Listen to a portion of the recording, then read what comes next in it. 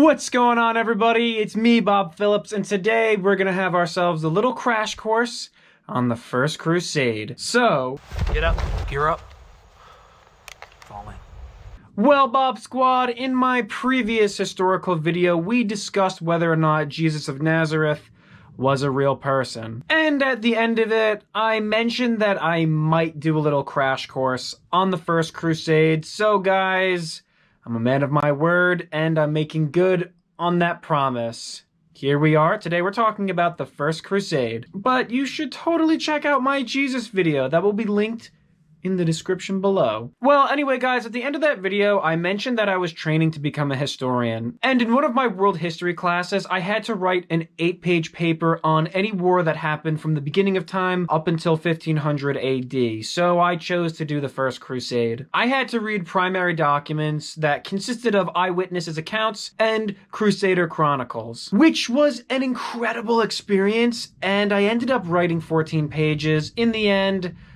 I got a 100 on that paper, so yay for me. Well, I figured why let all that effort and energy and knowledge go to waste? So today I'm gonna be sharing it with you guys. So today, guys, in this video, we're gonna be discussing the causes, major battles, outcomes, and of course, key figures who are involved. So this is the First Crusade.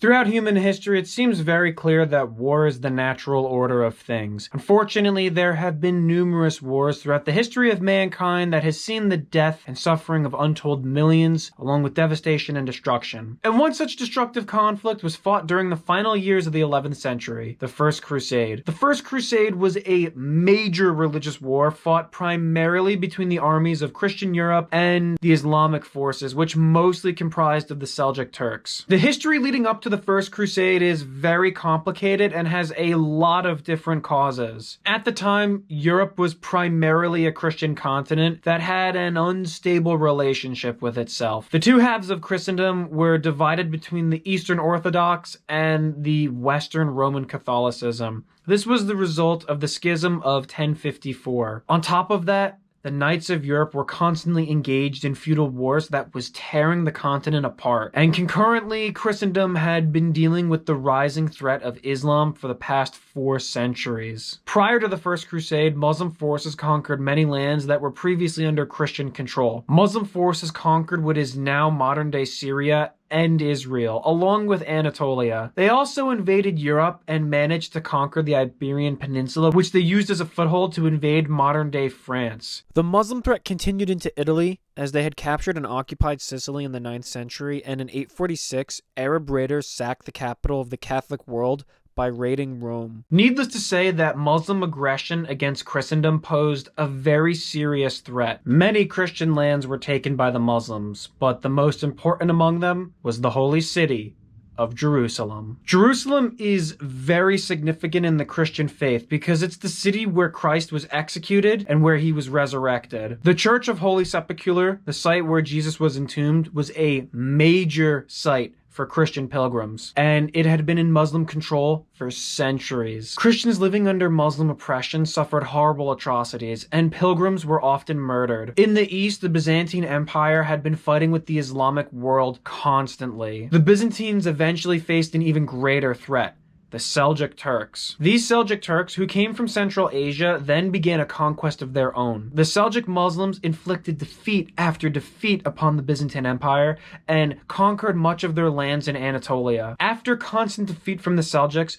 Byzantine Emperor Alexius begged Pope Urban II for military assistance, and Pope Urban answered the call by calling for the First Crusade. Now, after establishing the threat posed by the Islamic world, it might seem easy to label them as the bad guys and Christendom was just defending itself. However, there were some other ulterior motives, and Pope Urban II's intentions were not so pure and noble. Pope Urban II wanted to mend the schism between East and West, to reunite the Christian faith. He also believed that if he sent military aid and assistance to the East, he can gain himself more power and influence over Byzantium. Furthermore, if he used his appeal for help as a cause for holy war, he could direct the constant violence of the warring European knights towards Islam. If the knights focused their attention on the Muslims, then the Christians could take back the holy sites that were lost, such as Jerusalem. In addition, for a desire of more authority, the Pope knew that with military conquest came plunder and looting, which is an extra monetary incentive for war. With all of these developments unfolding, on the 27th of November 1095, Pope Urban II called for the Council of Clermont in France. This meeting, the Council of Clermont, consisted of many Catholic clergymen, mostly French, and a few secular representatives. This meeting was of the utmost significance, as Pope Urban II announced his intentions to help his fellow Christians in the East and to send forces to liberate the Holy Land. This is when he called for a crusade, or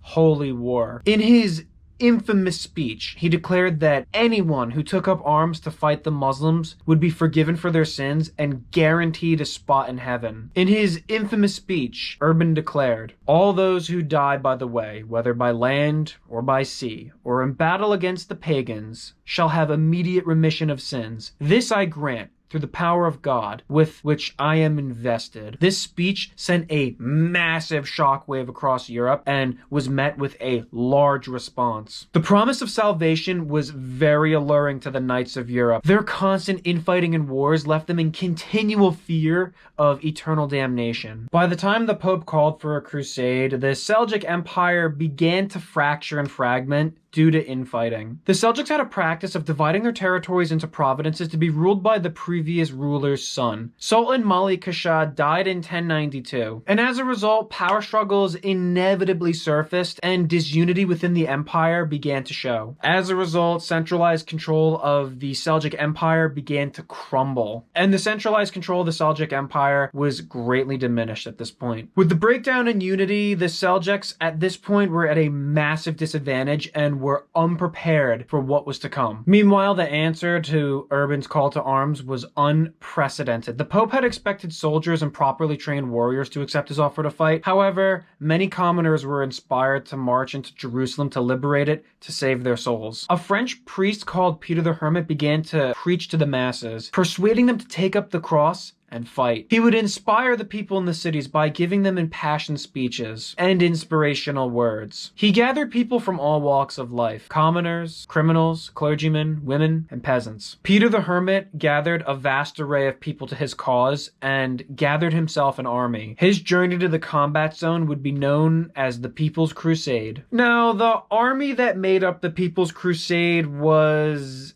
anything but. According to chronicler Albert of Aix, Peter the Hermit's army only had 8 knights within the ranks. These people were not trained soldiers and lacked military discipline, or discipline in general. In the spring of 1096, during their journey for salvation, many of these commoners attacked Jewish communities and settlements and committed horrible atrocities in the Rhineland. Eyewitness accounts of these attacks on the Jews describe how crusaders would destroy synagogues, steal money, and murder innocent people. Jewish men, women, and children were brutally killed in savage ways. These attacks were condemned by the church, and some clergymen actually did try to protect the Jews, but that had very little effect. As Peter continued his march towards Constantinople, his army raided and attacked fellow Christian settlements in Hungary and Bulgaria. They pillaged supplies and food from the cities they attacked and continued east to the Byzantine Empire. By the time the People's Crusade made it into Byzantine territory, Peter the Hermit began to lose control over his army. Many of these people attacked and pillaged towns in Byzantium and were raiding the countryside of their ally. Eventually, they made it to Constantinople, where they were able to meet with the emperor, Alexius. The Crusaders were very eager to fight the Turks and engage their enemy. However, Emperor Alexius warned them of the danger the Turks posed, and he urged them to wait for the main body of crusading forces that was being assembled by the nobility. This warning was not heeded, and the People's Crusade was shipped across the Bosphorus Strait into enemy-held Anatolia. Once in enemy-held territory, breakdown in discipline began to grow ever more rapidly,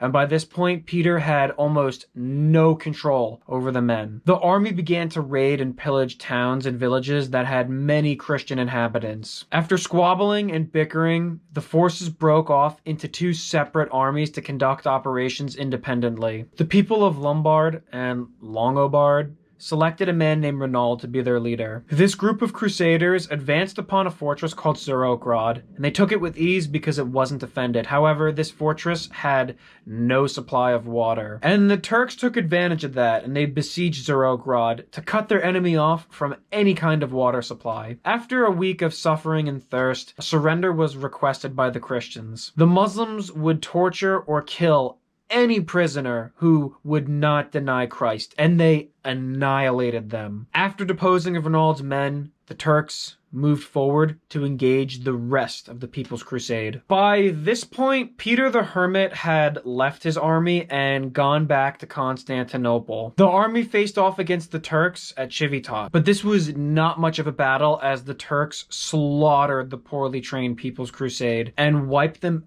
out, taking minimal casualties. The People's Crusade was officially over. It accomplished nothing, caused the death of thousands of innocent people, and resulted in utter failure. While the People's Crusade was unfolding, many noblemen and royalty had assembled a massive army of well-trained warriors, knights, and soldiers. Known as the Prince's Crusade, this massive army was led by Duke Godfrey from France, his brothers Eustace and Baldwin. Along with them were Robert of Flanders and Robert of Normandy, son of William the Conqueror, and Count Raymond. And from Italy, a military force was organized by Bohemond. Together, these men had around 4,000 knights and 25,000 infantry soldiers. They all began to make way for Constantinople and arrived in 1097. The massive presence of these armed crusaders actually began to worry Emperor Alexius. Before shipping this massive army to Anatolia, he had the crusaders pledge an oath of loyalty to him, making them promise that they would return any of the lands that were once under his control back to him once they've captured it. And he had them swear loyalty to him. After the men took the oath, some unwillingly, they were shipped across the Bosphorus and were now in enemy-held Anatolia. Once the crusaders were in Anatolia, they began to advance toward the city of Nicaea, the famed city which gave the name to the Nicene Creed. After a 6-week siege, Byzantine and crusader forces managed to capture Nicaea. However, the Byzantines managed to take the city first, after they negotiated a surrender with the Turks, denying the crusaders the chance to plunder the city. This angered many of the crusaders as they believed that they were cheated out of something they fought so hard to earn. After the success at Nicaea, the crusader army marched forward and advanced towards Antioch. On July the 1st, 1097, the crusader army was ambushed by the Turks at Dorylaeum, and this led to a massive battle. The Turks advanced upon the Christians, and their mounted archers rained arrow upon the crusaders for hours. Bohemond's men were fighting in ruthless, brutal heat against a relentless enemy. When all hope seemed lost, Duke Godfrey arrived with his forces and charged at the Turks, and his knights inflicted serious damage on them. The Turks panicked and retreated after suffering disastrous casualties. This battle was a major win for the Crusaders, as the Turks' morale and ability to challenge the Crusaders' advance through Anatolia was virtually gone. As Christian forces continued their advance, they split up and progressed different objectives. The smaller force, led primarily by Baldwin, marched to the city of Edessa. The main army of crusaders arrived at the city of Antioch on October of 1097. The city would not fall to the crusaders without a fight, and this was the beginning of a brutal siege. The city of Antioch was in a mountainous terrain and was way too big to encircle, and this battle took a toll on both sides, as the sieging Christian armies had very little supplies and were starving. Eventually, after 8 months, the Crusaders were able to capture the city in the summer of 1098 with extreme difficulty and managed to fight off a Muslim attempt to reclaim it. During this time, the Byzantines had received word that the Crusader army was destroyed by a massive Muslim force. Emperor Alexius, who had actually sent soldiers to assist the Crusaders at Antioch, withdrew his forces, believing that his allies were destroyed. Many Crusaders saw this as a betrayal and believed that they were no longer obligated to uphold their oath to the emperor. By now, morale amongst the Crusaders was very low. They lost many men due to disease and starvation. Feeling betrayed by the Byzantines, Bohemond refused to continue on to Jerusalem. There were many disagreements and desertions amongst the ranks. That is, until someone found a holy relic that reinvigorated them. The supposed Holy Lance, the spear that was used to stab Jesus during his crucifixion, was found within the city of Antioch. Upon this discovery, the Crusaders were overjoyed, and their spirits were renewed. Using this rush of religious enthusiasm, the leaders put aside their differences and continued in their journey to liberate the Church of Holy Sepulchre. The First Crusade really hit its climax when it finally reached the holy city of Jerusalem, their ultimate objective. By now, Jerusalem was no longer under the control of the Seljuks. Prior to the Crusaders' arrival, the Fatimid Caliphate from Egypt had actually taken control over Jerusalem away from the Turks. Knowing that Jerusalem held significance to Christianity, the leader of the Fatimid forces, Iftikhar al-Dawla, sent a request for reinforcements back to Egypt. As a precaution, he also expelled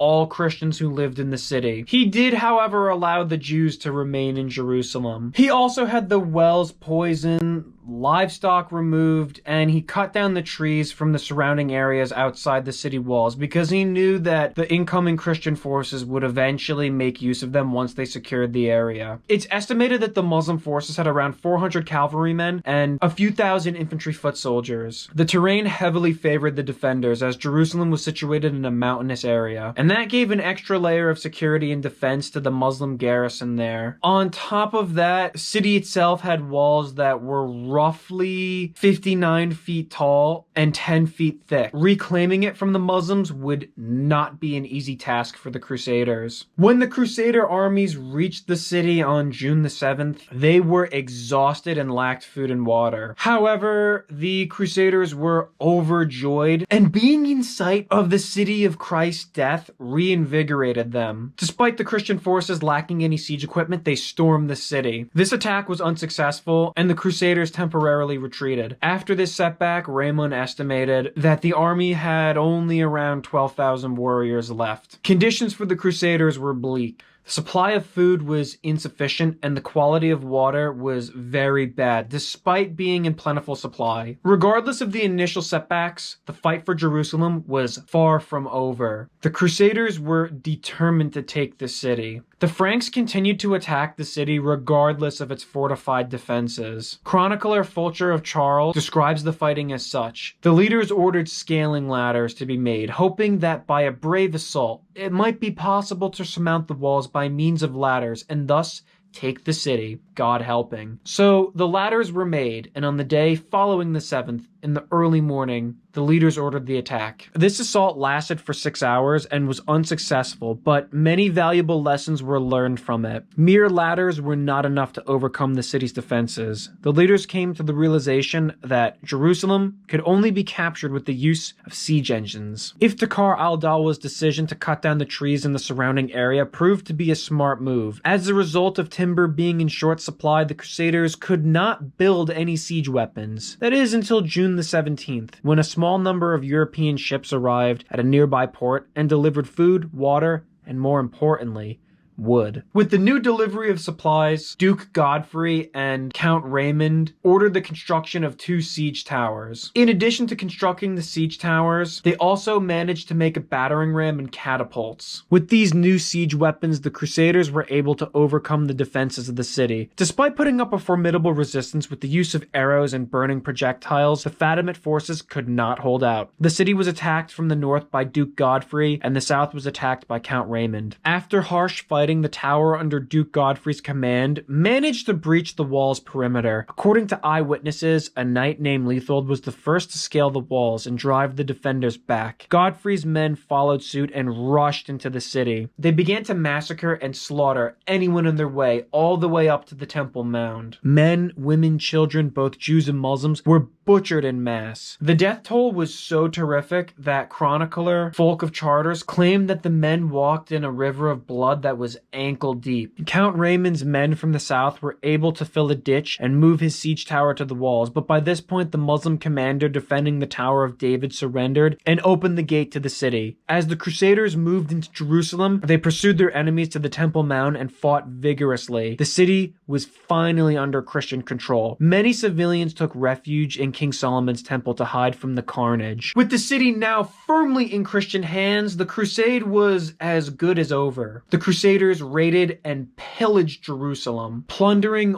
all the loot they could find. The Fatimid relief army sent to aid Iftikhar al-Dawla arrived a month later, but was promptly defeated. News of this victory reached Europe, and the First Crusade was hailed as a sweeping success. Unfortunately, the man behind the crusade, Pope Urban II, died before news of the victory and Jerusalem's capture could reach him. Duke Godfrey was considered a major hero and was made king of Jerusalem. Many of the Christian soldiers now felt that their mission was complete. Having liberated the Holy Land, their souls were now saved. Most of them returned to Europe, leaving behind the areas they fought so hard to capture. Regrettably, this war did not achieve its intended goals. Instead of having the rift between Eastern and Western Christianity healed, the crusade instigated more distrust and hostility between the two. The Byzantine emperor was appalled by the conduct of many crusaders, and he loathed the fact that the crusaders were not fulfilling their oath to him and they were not giving his lands back. The leaders of their respective armies established crusader states in lands previously owned by Emperor Alexius. These crusader states consisted of the county of Edessa, the Principality of Antioch, the Kingdom of Jerusalem, and the County of Tripoli. However, these crusader states would not last, and war in the Holy Land would continue for centuries. And in the end, Jerusalem fell back into Muslim hands. Many more crusades were called to continue war with the Islamic world, but none were as successful as the First Crusade. After all the atrocities committed by the Europeans, animosity and hatred is still felt from the Middle East, even in the modern world. In conclusion, the First Crusade was a military success for the Christian armies. However, many brutalities and acts of barbarism were committed. The war failed to unite the two divided halves of Christianity, and it sowed the seeds of anger and resentment, which sparked over into centuries of bloodshed in the Middle East, the effects of which are still not forgiven today. Lastly, overall, Jerusalem fell back into Muslim hands, and with the exception of the Sixth Crusade, it wasn't taken back from them until the First World War. Despite being a holy war, this conflict was